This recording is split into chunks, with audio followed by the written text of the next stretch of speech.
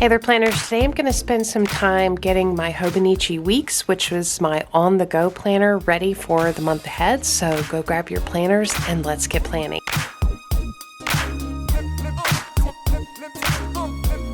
So it is still pretty early in January and I am emerging from a holiday fog. I don't know how the rest of you are doing, but I feel like it's taken me a minute to get out of this fog of all the holly jolly and fun at the end of the year. My Hobonichi Weeks is my on-the-go planner. It's the thing that is always in my purse, whereas my larger A5 Stylogy is somewhat big and can be a bit too chunky to carry with me. So I need to spend some time making sure I did the initial setup of my Hobonichi Weeks. I have been playing around with it a bit in December, but it's January and it's time to get serious with it. So I'm actually going to pull it out of this cover because this is also my wallet. So I've got a lot of cards and IDs and things like that that I don't want to share. But I will set this beautiful cover from Aura Estelle aside and get into kind of planning for the month and the week ahead in my Hobonichi Weeks. Before I dive right in, I do want to say welcome to those of you who are new. We are so excited that you're here. Welcome to Planning Annie, where we are a tribe of planner enthusiasts. We love our planners. We love getting things done. We love nailing a to-do list. We love being productive. We also love all the creative and fun aspects of planning, including using mixed media and stationery supplies, all the fun things. So if that sounds like something you enjoy, we do hope you'll consider subscribing and becoming a permanent part of our community. For those of you who are returning, welcome back. I am so excited that you're here. Happy New Year. I hope you're enjoying your new planner system or you're figuring it out what you want to do this year. And I'm ready to dive into getting my on-the-go planner set up.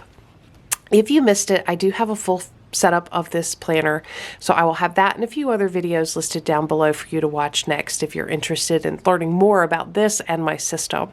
I'll also have all the supplies I talk about listed down below. So I'm not going to go through a full flip of this planner since I have already done that, but what I do want to do is get to the monthly section where I know I have a few updates that I need to make to this monthly section. So I did a very minimal setup in the beginning, things I knew, but things have changed and things have been added, and so I'm actually going to pull out my A5 Stylogy and have this over to the side. My A5 Stylogy is the one version of the truth. This is my everything planner. And I'll have some videos down below if you're interested in seeing more of this. So I'm going to have this pulled over to the side. The way I use my Stylogy is my main planner feeds this planner. Anything that gets captured in here goes back into my everyday main planner.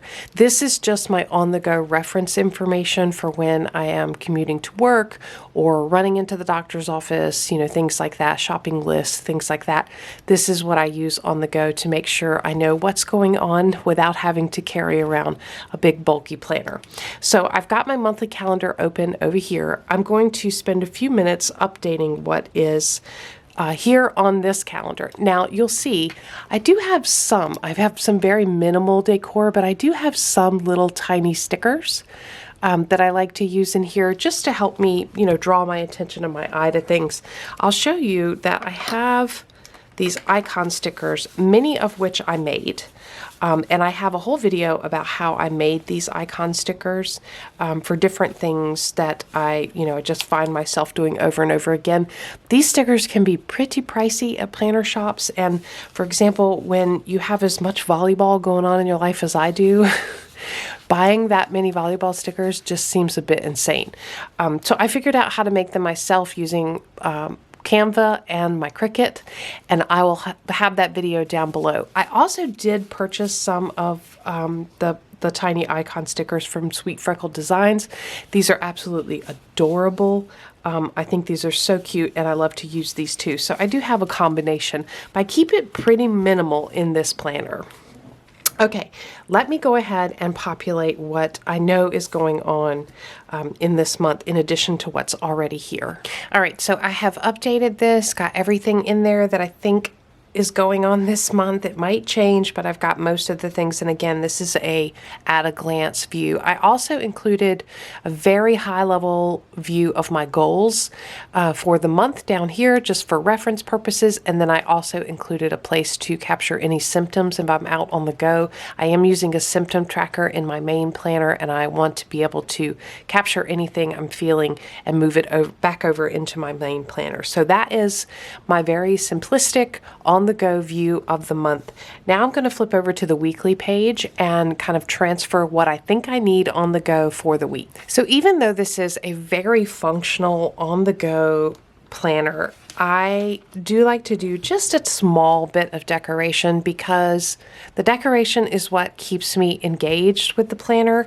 If it's cute and I have fun setting it up, I feel more of a commitment to spend time in it. So I am going to be using just a couple of extras from the sticker kit I used in my main planner this week. I'm going to be popping in just a few of those extras into this planner to give it some visual appeal. I'd love to hear from you all. Do you feel that way about your planner? Do you feel like if you are doing some decor, you feel a bit more committed to using it, or is that just me? I know that there are definitely benefits to being a purely functional planner, and you save money, save time, but for me it's the creativity that keeps drawing me back to the planner that I really enjoy. So I'm going to keep it very simple here in this planner. I don't do a lot, but I do like to have just a few things to keep me coming back. In this planner, I will typically set up multiple weeks at a time, because again, I don't really like to be touching and prepping this planner very often, maybe once or twice a month. So I'll probably go ahead and do a couple of weeks today as I'm in this, but I just wanted to share with you one of the weeks so you could see what it looks like. I think I'm going to pull one of these, since this is the first week of the year. I think I'm going to pull one of these stickers for a little decor in here. Keeping it simple, but just a little something for the beginning of the year. All right, and so then what I'm going to do is I'm just going to use a little bit of highlighting and highlight these. Now, I know you can buy date strips that go over these, but I always worry about bulking this planner up too much, particularly because it's in my wallet. So even though I do like a little decor, I don't want to bulk it up too much. I like to keep it pretty simple.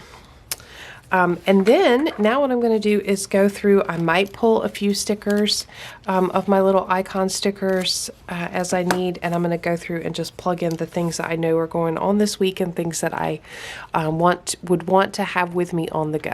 All right, so I've got this very simply set up. I just have a quick view of what's going on this week, as well as a place to capture notes, and I have a food log. So one of my goals for the month of January, well, one of my goals for this year is obviously related to health. This month, in the month of January, I am cutting sugar out again and really focused on healthy eating, and I am keeping a food log. I am keeping that food log in my main planner, but when I'm out on the go, I might not have my main planner with me, so I did want to have a little place to capture anything that I need to transfer back into my main planner. So that's what this section is devoted for.